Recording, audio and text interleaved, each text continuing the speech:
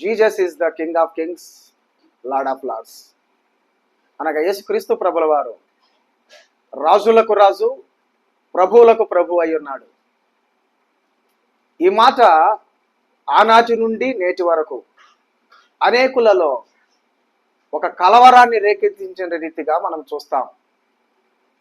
అనగా ఆనాడు యేసుక్రీస్తు ప్రభుల వారు జన్మించినప్పుడు తూర్పు దేశము నుండి జ్ఞానులు వచ్చి హేరోదు రాజును అడుగుచున్నారు, రాజా, యూదుల రాజుగా పుట్టిన వాడు ఎక్కడ?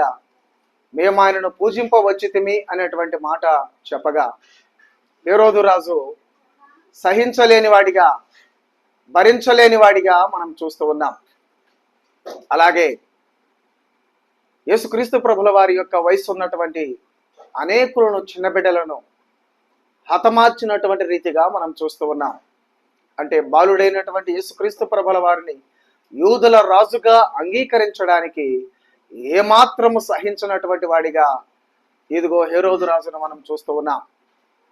రెండవదిగా యేసుక్రీస్తు ప్రభుల వారు యెరూషలేములోనికి ప్రవేశిస్తూ ఉన్నప్పుడు ఆ యెరూషలేములో ఉన్నటువంటి వారు అనేకులు ఆ గాడిద మీద తమ యొక్క వస్త్రాలను వేసి దారి పొడుగున వారి వస్త్రాలు పరిచి ఇదిగో ఖర్జూరపు మచ్చలు పట్టుకొని యూదుల రాజుగా వస్తున్నటువంటి వానికి జయము, హోసన్నా జయము అనేటువంటి మరి గాన ప్రతిగానాలతో స్తుతించడం ఆ గలిలయ ప్రాంతంలో ఉన్నటువంటి అనేకులలో ఒక కలవరాన్ని రేకెత్తించిన రీతిగా మనం చూస్తూ ఉన్నాం.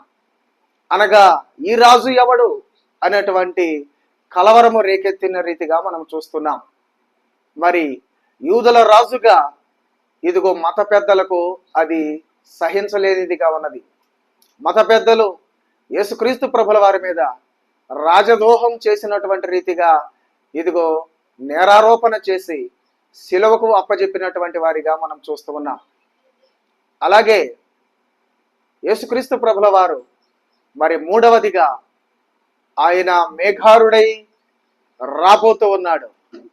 మేఘారుడై వచ్చేటువంటి సమయాన అనేకులు ఆయనను చూచెదరు. ఇదిగో ఆయనను పొడిచిన వారు సహితము చూచెదరు. గుండెలు బాదుకుంటూ, రొమ్ము కొట్టుకుంటూ రోదన చేస్తారు. ఆయన కొదమ సింహం వలె మరలా రాబోతూ ఉన్నాడు. ఇదిగో ఆయన రాజుగా రాజ్య పరిపాలన చేయబోతున్నాడు. మరి ఈ మాటను కూడా యేసుక్రీస్తు ప్రభుల వారు జీసస్ ఈజ్ మై కింగ్ అనేటువంటి మాట పాస్టర్ ప్రవీణ్ పగడాల గారు చెప్పినటువంటి మాట కూడా అనేకులకి కర్ణకఠోరముగా ఉన్న రీతిగా మనం చూస్తూ ఉన్నాం.